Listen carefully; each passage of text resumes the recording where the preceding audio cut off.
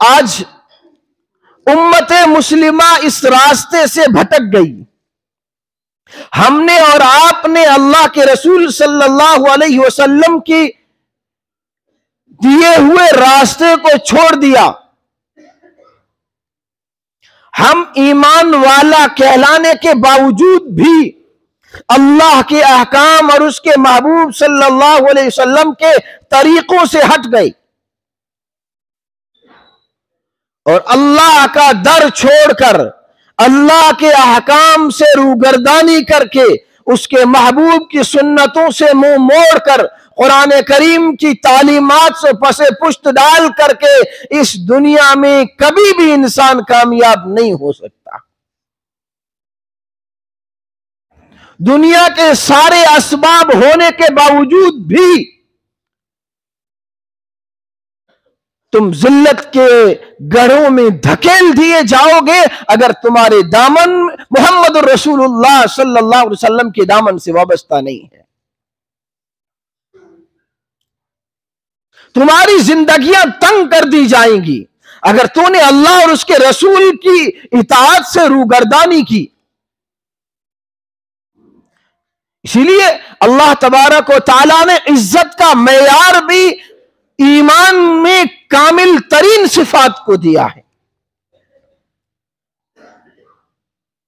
मुसलमानों की कम हिम्मती को दूर करने के लिए और उसमें जो कम हिम्मती और बुज़दिली आ गई अल्लाह ने उसको दूर करने के लिए फरमाया वला तहीनु वला तहज़नु व अंतुमुल आलऊन इन कुंतुम मुमिनीन। घबराओ नहीं, कम हिम्मत होने की जरूरत नहीं है, बुज़दिल बनने की जरूरत नहीं है।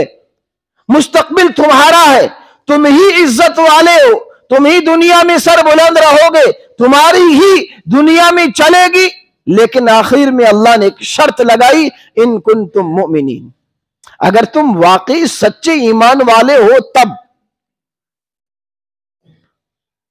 वरना नहीं मिलेगी। आज उम्मत मुस्लिमा के जो हालात हैं, मखसूस तौर पर इस मुल्क में जो हालात बने हुए हैं, इतनी तादाद ईमान वालों की होने के बावजूद भी आज हम पानी में बहने वाले तिक्कों की भी हैसियत नहीं रखते हैं। हमारी कोई हैसियत बाकी नहीं रह गई है। आखिर क्या वजह है कि वो उम्मत मुस्लिमा और वो मुल्क जिस पर 800 साल से ज्यादा हुक्मरानी करने वाली कौम आज इतनी जिल्लत और पस्ती में क्यों आ गई है? कभी हमने नहीं सोचा है। हमारे आबा अजदाद ही तो थे जिन्होंने इस मुल्क को चमन बनाया था। आज भी इस मुल्क के चप्पे चप्पे पर हमारे अकाबिरीन और हमारे बुजुर्गान दीन और हमारे आबा अजदाद की यादें बिखरी हुई हैं। आखिर कौन सी गलती हमसे हुई, कौन सी चूक हमसे हुई कि हम इतनी तादाद में होने के बावजूद आज हमारा वजूद न होने के बराबर रह गया है?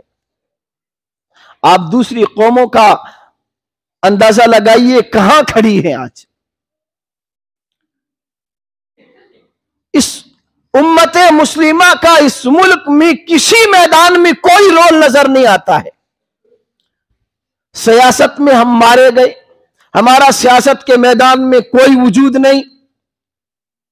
एजुकेशन और पढ़ाई और मुलाजिमत के मैदान में हम जीरो हैं। बल्कि पढ़ाई और एजुकेशन में तो इस वक्त हम निचली कौमों के स्तर से भी नीचे चले गए। आखिर क्या वजह है? आखिर इतने अंधेरे में हम क्यों पहुंच गए हैं? इस मुल्क में उम्मत मुस्लिमा का खून इतना क्यों अर्जा हो गया है? इसका वजह तलाश करने की जरूरत और इसका हल की जरूरत है। सब जानते हैं कि इस मुल्क में सिख 2% है, ओनली 2% है, लेकिन उनके पास ताकत अपनी इतनी है कि जब 84 में दिल्ली में फसाद हुआ और सिखों का कत्लेआम हुआ तो उनके पास इतनी ताकत थी कि उन्होंने अपने मकतूलों का बदला भी दिलवाया, मुजरिमों को सजा भी दिलवाई और उनका मुआवजा भी उन्होंने 10-10 लाख रुपए का आदमी का लिया था। आज हमारे साथ, इस कौम के साथ होने वाले मजालिम का क्या हो रहा है?